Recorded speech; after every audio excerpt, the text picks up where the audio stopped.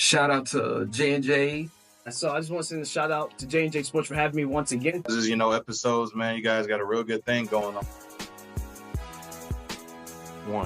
Good morning, everybody. I'm your favorite sports analyst, Jeremiah McKill, my favorite co-host, James Jerwitz. And y'all finna get served with J&J Sports, episode 117. James, how you feeling this morning, man? I feel excellent. It's great to be back and ready for an excellent show for everyone. Yeah, definitely excited on this Saturday morning. You already know we gotta feed y'all with the good news and just a lot of stuff going on. We got a lot to cover, James. You ready, man? I'm ready. Let's get into it, y'all. So we're gonna start off a little different, man. We're gonna start with wrestling, WWE.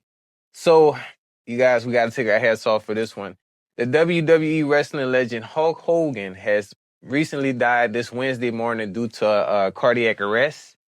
James, it shocked me when this happened. I mean, it's crazy. I was at work and I seen it on the news. I'm like, oh, this can't be real. Yeah, it was before 10 a.m. and they rushed him to the Morgan Plant Hospital. James, before we even get into it, how you felt when you saw this? This is one of those deaths where as soon as I heard about it, it was like Hulk, immediately. And right. He was such an iconic pop culture legend that just hearing the news was shocking. Yeah, I know people are like, whoa, like still trying to grasp what was really going on. I'm trying to still grasp it, but just to get us more into it, man, how devastated and shocked were you when you heard this news? And what were your initial thoughts? I was definitely surprised. I think my initial thought was probably how tough wrestling is on the human body. Yeah. And, we've seen it in things like the movie The Wrestler, kind of showing behind the scenes. Right.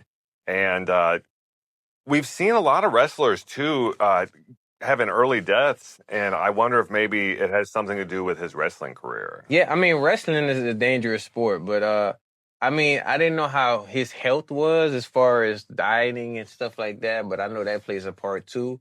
And as you get older, certain you got to keep up with that. And he's 70, he was like 70 something. So that's a good run to still be.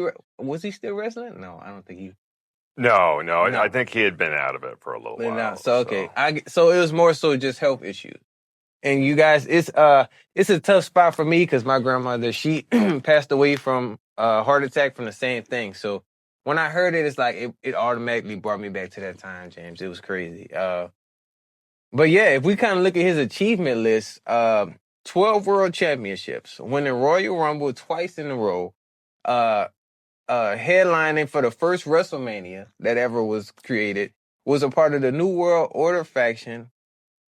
I mean, we could stop right there, James. I mean, how you feel about this list?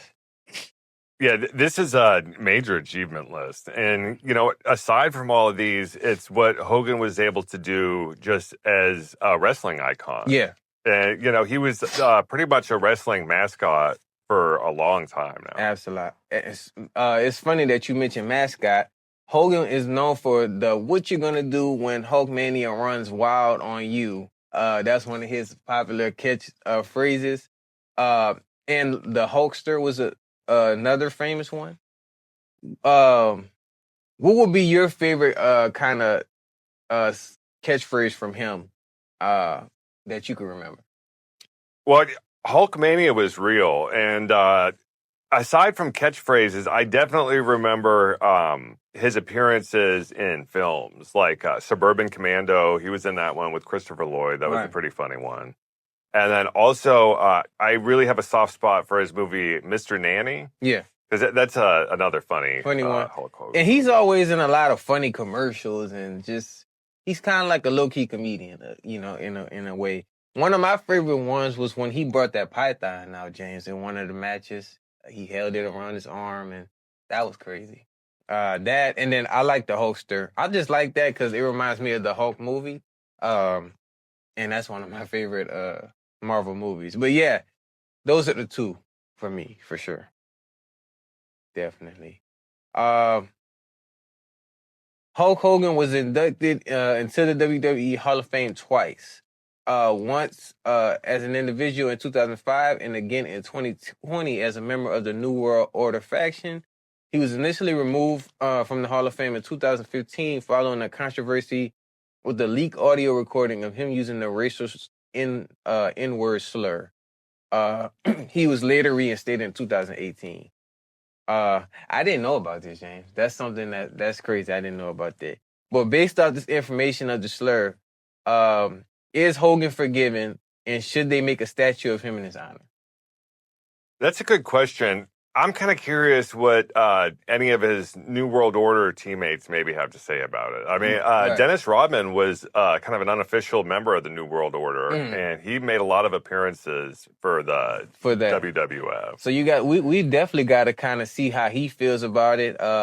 Me, I didn't really know him at that time, and I didn't know, that's the whole situation. But just based off of what I do know of him, I definitely, I give him a pass for sure. I mean, like I said, people make mistakes, and I was reading in an article, the friends that he had, they would say that word all the time. I guess it's kind of like because you always had that one different like race friend, and you know what I mean, do your thing. But so, Do you think he was maybe baited into it and they had it I recorded? mean, yeah, because like I said, I don't know how he grew up. You know what I mean? So that's like, I can't really base it off anything. So I just have to, everybody makes mistakes, like I said.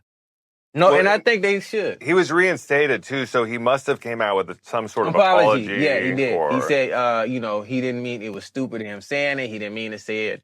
Back in his childhood, they would say it with him and his friends, which I'm assuming he had black friends at the time. That's a good example of him taking ownership of what he's done and taking responsibility for it. Absolutely. I mean, some people would, not do that. So the fact that he's kind of putting a foot forward is like, how can you not forgive that? You know what I mean? Mm-hmm. So you guys, we forgive him for sure. Definitely for that.